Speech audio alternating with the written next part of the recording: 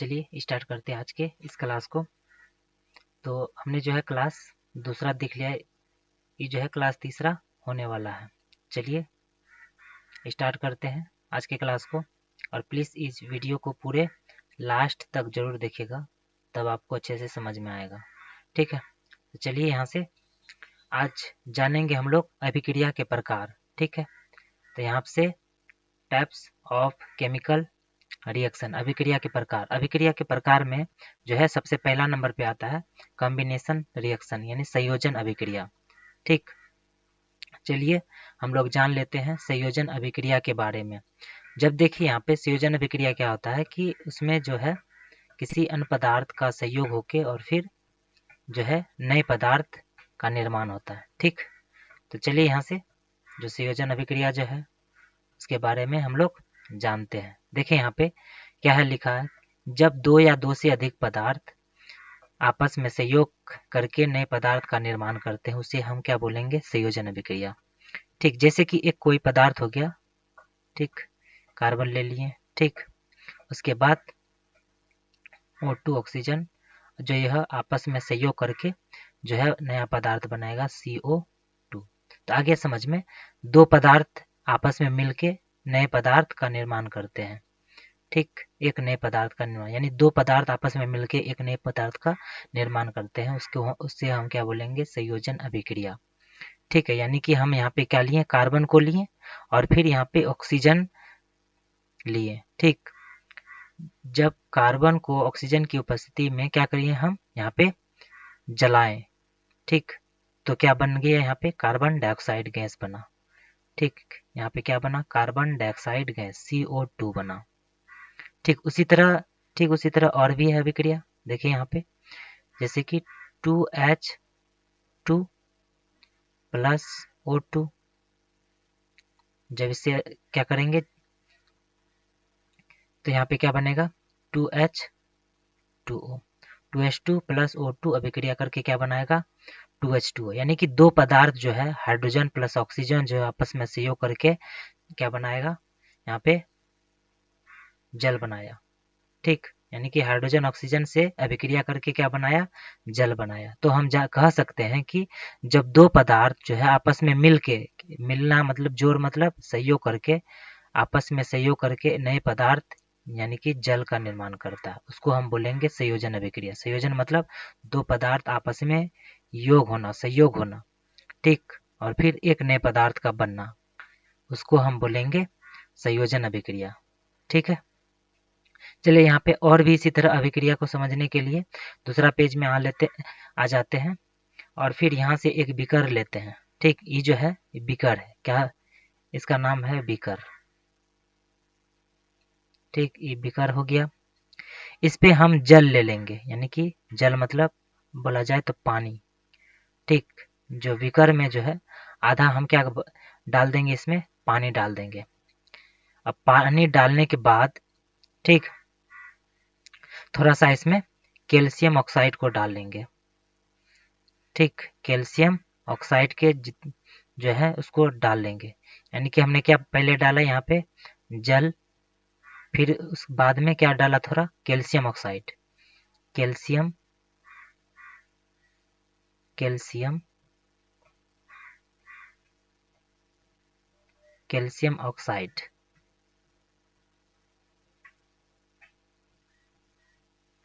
ठीक, याद रखना आपको कैल्शियम ऑक्साइड। ठीक, CaO, कैल्शियम ऑक्साइड। जल का सूत्र आपको पता है, H2O होता है। ठीक, तो क्या किए हमने, यानी कि हम एक बीकर लिए जिसमें जो है लगभग एक चौथा भाग जो है, एक चौथाई भाग क्या लिए, जल उसमें डाले उस बीकर में, और थोड़ा सा इसमें क्या डाले, कैल्शियम ऑक्साइड डाल दिए। तो कैल्शियम ऑक्साइड जो है यह जल के साथ अभिक्रिया किया। ठीक, जल के साथ अभिक्रिया किया और फिर बना दिया कैल्शियम हाइड्रो ऑक्साइड। क्या बना दिया, जल के अभिक्रिया के साथ, यह अभिक्रिया करने के साथ क्या बनाया यह कैल्शियम हाइड्रोक्साइड, CaOH होल 2। ठीक, तो क्या बनाया, जब यह कैल्शियम जल के साथ अभिक्रिया करके क्या बनाया, कैल्शियम ऑक्साइड। इसका नाम या फिर याद रखना है, कैल्शियम ऑक्साइड। ऑब्जेक्टिव में जो है जब प्रश्न आएगा कि कैल्शियम ऑक्साइड का सूत्र क्या है, तो आपको याद रखना है CaOH यानी कि कैल्शियम ऑक्साइड। तो आपको जो है सब चीज याद रखना है।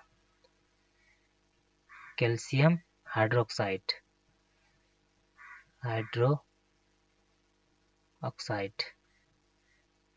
ठीक, आपको याद रखना है।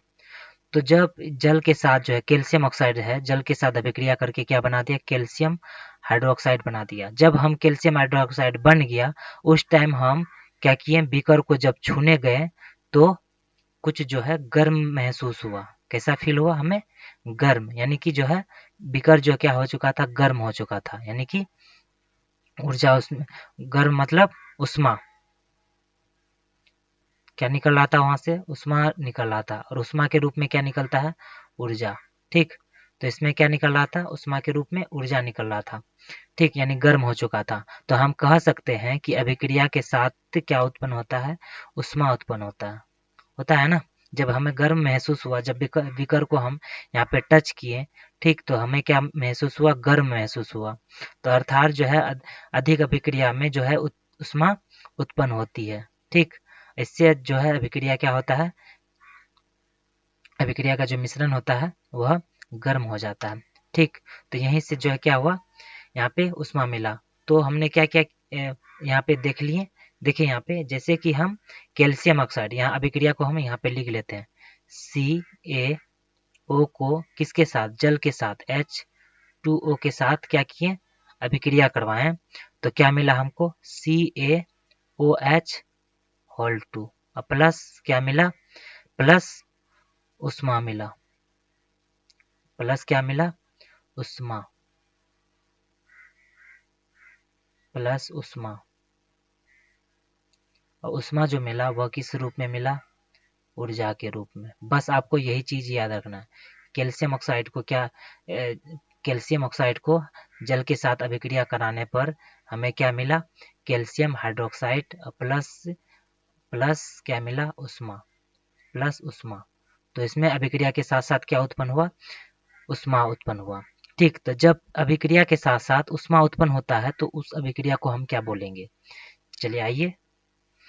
जब अभिक्रिया के साथ साथ उष्मा उत्पन्न होती है तो उस अभिक्रिया को हम बोलेंगे उष्माक्षेपी रासायनिक अभिक्रिया। ठीक है, तो उष्माक्षेपी अभिक्रिया किसको बोलेंगे, तो आप समझ गए होंगे कि जो अभिक्रिया के साथ साथ, यानी अभिक्रिया के साथ साथ अगर उष्मा उत्पन्न होती है तो उसको हम बोलेंगे उष्माक्षेपी अभिक्रिया। तो इसका डिफिनेशन भी यहाँ से जान लेते हैं। वैसी अभिक्रिया जिसमें उत्पाद के निर्माण के साथ साथ, यानी उत्पाद के निर्माण के साथ साथ, उत्पाद जो होता, पिछले वीडियो अगर नहीं देखे हैं जाके देख लीजिए कि यहाँ पे उत्पाद क्या होता है, ठीक, और अभिकारक क्या होता है, तो वहाँ पे समझ में आ जाएगा। ठीक है, तो उत्पाद के निर्माण के साथ साथ जो है क्या उत्पन्न होती है, उष्मा भी उत्पन्न होती है, उसे उष्माक्षेपी रासायनिक अभिक्रिया कहते हैं। ठीक है, तो आपको याद रखना है कि उष्माक्षेपी अभिक्रिया जो है क्या, जैसे कि यहाँ पे हम और एक समीकरण लेते हैं, जैसे मीथेन ले लेते हैं, CH4, मीथेन का क्या होता है सूत्र, CH4। ठीक, उसके साथ जो हम ऑक्सीजन लेते हैं, ठीक, 2H2O। ठीक, जब इसमें अभिक्रिया कराएंगे यहाँ पे क्या निर्माण होगा, CO2 यानी कि carbon dioxide plus 2H2O plus उष्मा, प्लस क्या उत्पन्न होगा, उष्मा निर्माण होगा। तो CH4 को हम बोलेंगे मीथेन, और ऑक्सीजन, जब मीथेन को ऑक्सीजन के साथ अभिक्रिया कराने पर क्या बना, यहाँ पे क्या बना, कार्बन डाइऑक्साइड प्लस जल, और उसके साथ साथ क्या निर्माण हुआ, उष्मा। तो हम कह सकते हैं कि जो है इधर वाला जो है, यहाँ देखिए अभिक्रिया में आप नहीं समझे हैं तो एक बार समझिए, जो इधर वाला जो होता है उसको हम बोलेंगे अभिकारक, अभिकारक जो रासायनिक अभिक्रिया में भाग लेता है। रासायनिक अभिक्रिया के फलस्वरूप जो जिस पदार्थ का निर्माण होता है उसको हम क्या बोलेंगे, उत्पाद में लिखते हैं, उसको क्या बोलते हैं, उत्पाद। तो उत्पाद में क्या क्या होगा, यानी carbon dioxide CO2 plus H2O into H2O यानी जल, तो उसको उत्पाद बोलते हैं। तो उत्पाद के निर्माण के साथ साथ किसका निर्माण हुआ, यहाँ पे उष्मा का निर्माण हुआ, तो उसको हम क्या बोलेंगे, उष्माक्षेपी रासायनिक अभिक्रिया। ठीक, आपको जो है इस बात को अच्छे तरह से अपने माइंड पे रखना है। ठीक है, चलिए यहाँ पे और भी देख लेते हैं। दूसरा रिएक्शन यहाँ पे आ गया अपघटन अभिक्रिया। ठीक है, कोई दिक्कत है प्लीज कमेंट कीजिए, आपको कमेंट का जवाब जो है मिल जाएगा। ठीक है दोस्तों, चलिए यहाँ पे अब दूसरा अभिक्रिया को जान लेते हैं, अपघटन या फिर वियोजन अभिक्रिया। अपघटन का मतलब होता है, आप 9th क्लास से पढ़ते आ रहे हैं, अपघटन मतलब किसी चीज का टूटना, अपघटन होना यानी टूटना, वियोजन। ठीक, तो अपघटन अभिक्रिया बोलो या फिर वियोजन अभिक्रिया बोलो, दोनों क्या है, एक ही है। तो देखिए, जब एक पदार्थ टूटकर जब एक पदार्थ टूटकर जैसे मान लीजिए यहाँ पे कोई पदार्थ है, ठीक है, CaCO3 कैल्शियम कार्बोनेट। ठीक, जब एक पदार्थ है यहाँ पे, यह टूट गया, यानी कि टूटना मतलब अलग होना। ठीक, तो अलग हो गया, तो चलिए यहाँ पे इसको जो है क्या कर लेते हैं, अलग करते हैं। CaO plus CO2। तो आपको अभिक्रिया देख के जो है आपका जो डिफिनेशन जो है समझ सकते हैं कि जब कोई पदार्थ, यानी जब एक पदार्थ, यहाँ पे क्या पदार्थ है, एक पदार्थ टूट गया और फिर यह दो भागों में नए पदार्थ बने, यानी दो भाग में बट गया और दो भाग में जो बटा वो नए पदार्थ में निर्माण हुआ, नए पदार्थ के रूप में निर्माण हुआ। पहला का नाम हो जाएगा कैल्शियम ऑक्साइड।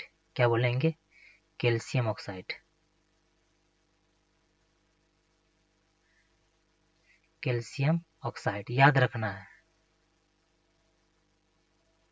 ठीक, कैल्शियम ऑक्साइड का सूत्र ये होता है। और फिर CO2 को हम बोलेंगे कार्बन डाइऑक्साइड, कार्बन डाइऑक्साइड,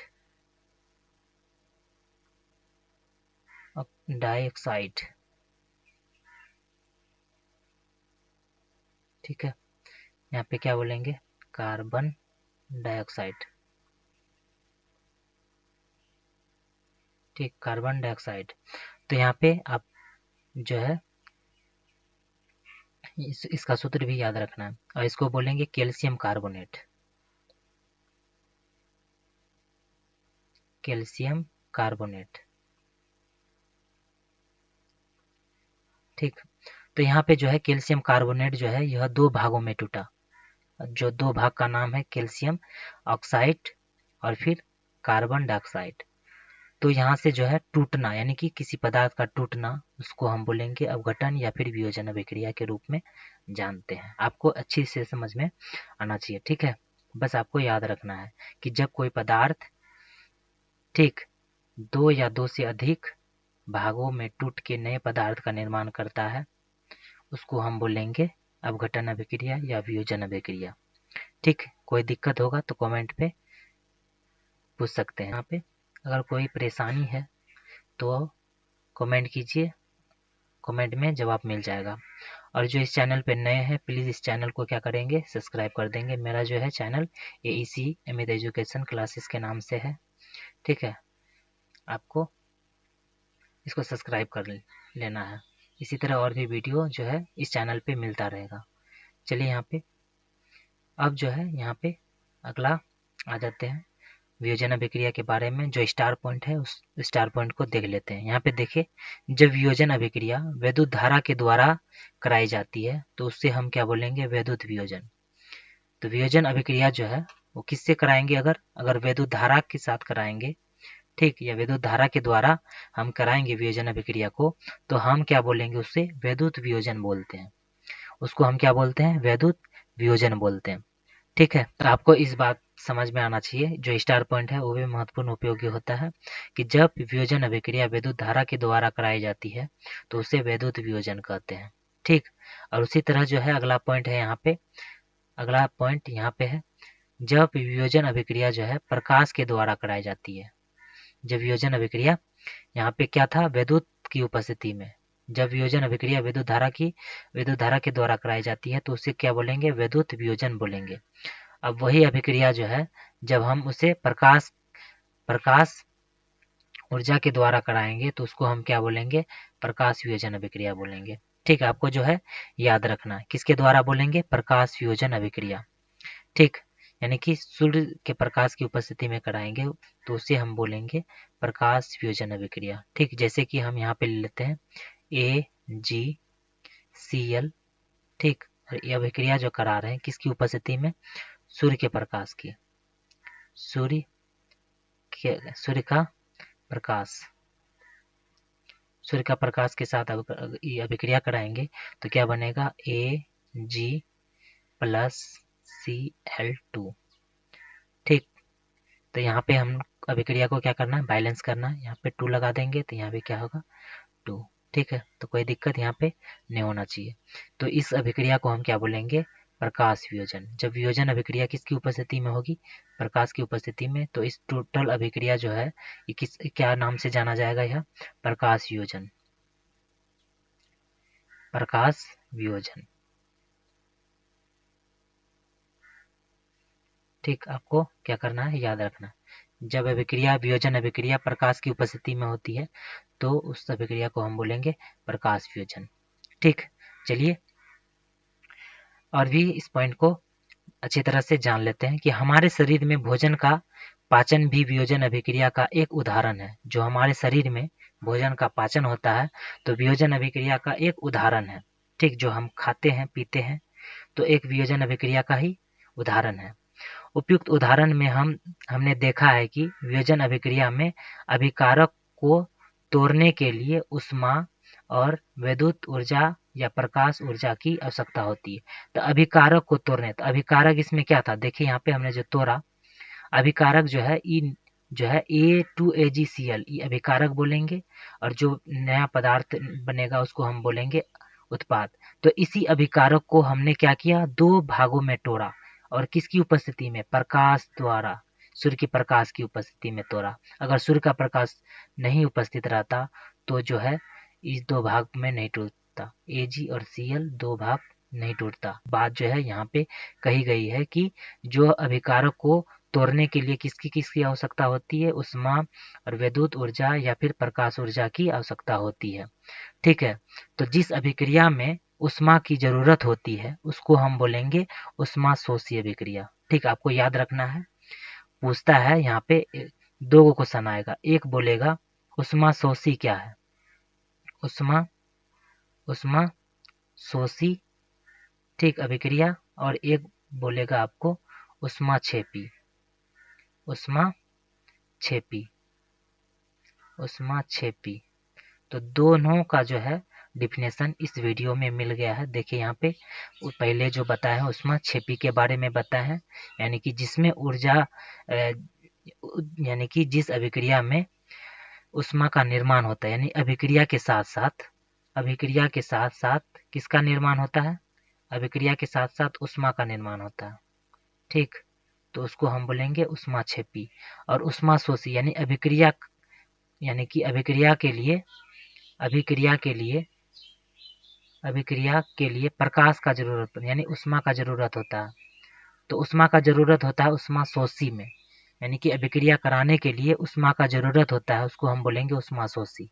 ठीक, आपको जो है याद रखना है कि ऊष्माक्षेपी और ऊष्मा शोषी अभिक्रिया क्या है। तो यहाँ पे देखिए ऊष्मा शोषी वैसी अभिक्रिया जिसमें ऊष्मा ऊर्जा का अवशोषण होता है, उसे ऊष्मा शोषी रासायनिक अभिक्रिया कहते हैं। ठीक, इसके लिए जो है उदाहरण यहाँ पे आप देख रहे होंगे कि यहाँ पे अभिक्रिया जो कराएं उसके लिए क्या प्रकाश यानी कि ऊष्मा की आवश्यकता होती है, तो उसको हम बोलेंगे ऊष्मा शोषी अभिक्रिया। ठीक है, जिसमें कि ऊष्मा की जरूरत होती है। ठीक है, तो उसको हम बोलेंगे ऊष्मा शोषी। ठीक, आपको जो है याद रखना है। और जो इस चैनल पे नए हैं प्लीज़ इस चैनल को क्या कर देंगे, सब्सक्राइब कर देंगे। इसी तरह के वीडियो इस चैनल पे मिलता रहेगा। ठीक है, मिलते हैं नेक्स्ट वीडियो में और उस अगले वीडियो में लेके आएंगे विस्थापन अभिक्रिया। ठीक, द्विविस्थापन अभिक्रिया, उपचयन अभिक्रिया, अपचयन अभिक्रिया। ठीक, अगले वीडियो में प्लीज़ इस चैनल पे बने रहिए। और इस जो है आपको इस वीडियो कैसा लगा प्लीज़ कमेंट बॉक्स में जवाब दीजिएगा।